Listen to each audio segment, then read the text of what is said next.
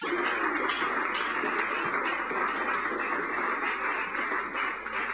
poem takes an explanation, if not mentioning how it came about. We often hear people shouting, oh, what a wicked government. We often hear people shouting this and that, as if the state owed them a living. The state owes no one a living. The state is for the people. The people have to make the living. So to hold your hand out for welfare state is to cause the very problem that we're supposedly claiming about. Everybody has to put in, and this kind of trendy, wendy, commie type attitude of, hey, the state should give, give, give. It's illogical because the state cannot give what isn't there. So subsequently, the people that do go out and work get screwed more than the people that refuse to work because they think the state owes them a living. But there's the other side of that. It's good if people think like that, because then if they have no influence, they have no affluence, which means that the state can do the majority of it as they wish. And this is done by marketing perception. This poem came out of a conversation about this subject with James Smythe. We were walking in a park around Harvard. I don't know the name of it. But another interesting point is, all over the world, in every city park, you will find monuments from past illustrious murderers. And you cannot climb up on them. They actually design them. This comes from Platonic kind of logarithms of architecture. This poem is called James' Poem.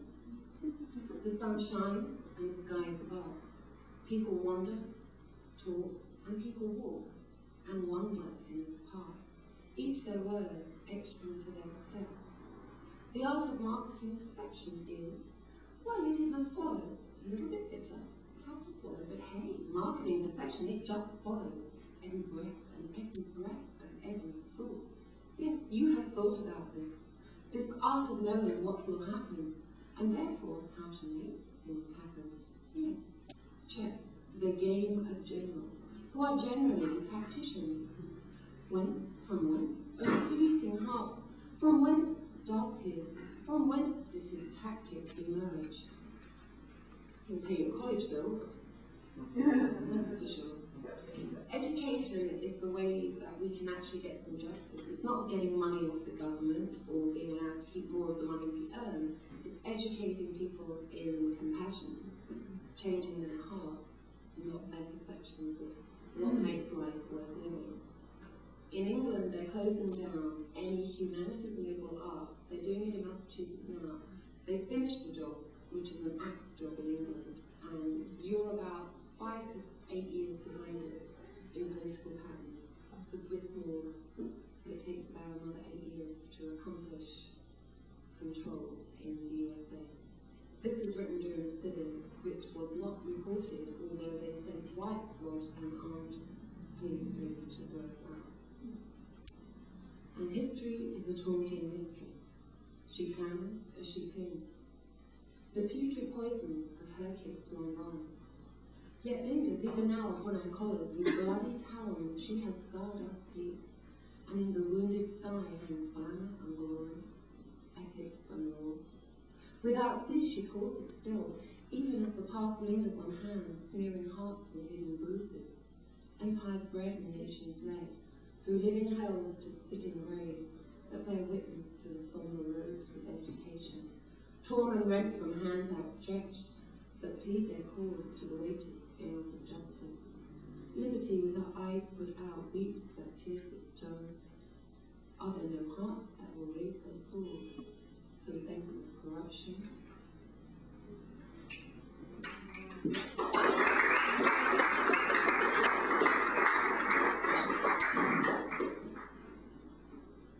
This one was written for like Greenpeace things in England. It was in 1988. A wintry world has driven me. The burning words have scorched my face. And through the sky of veneer, I have seen the glory and illusions disappear. Now through the voice of lies, I have seen solutions severed. And they fall on the shores where nature spews her barrier and war. Hear her scream, her hair awry. Mother Nature beneath the stars that weep and cry, so high above the urban dirt, so tight. Unknown, humanity is crucified in pain again and again. And to Mammon we worship in concrete mountain. Into nature's heart we punch the still nails of lost reason. In her womb we have sown the seeds of despair, and in her fruitful loving arms we took the care.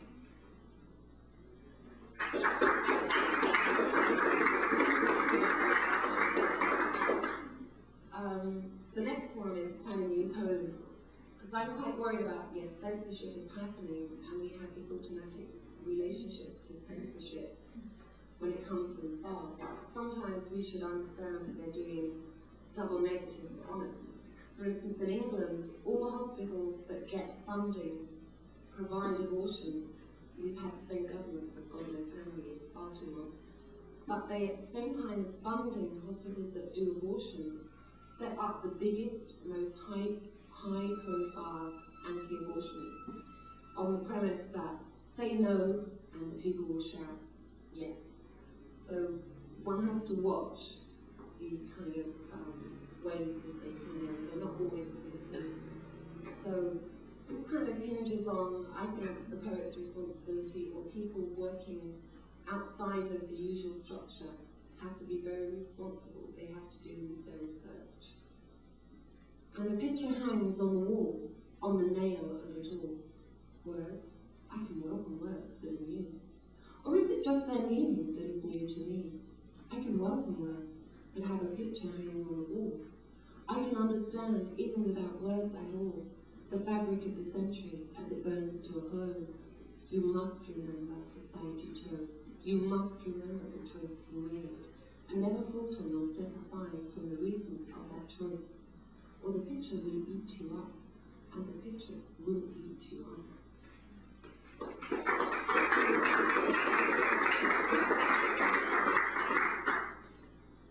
And again, it's like this, I have this real problem with people always screaming about the government.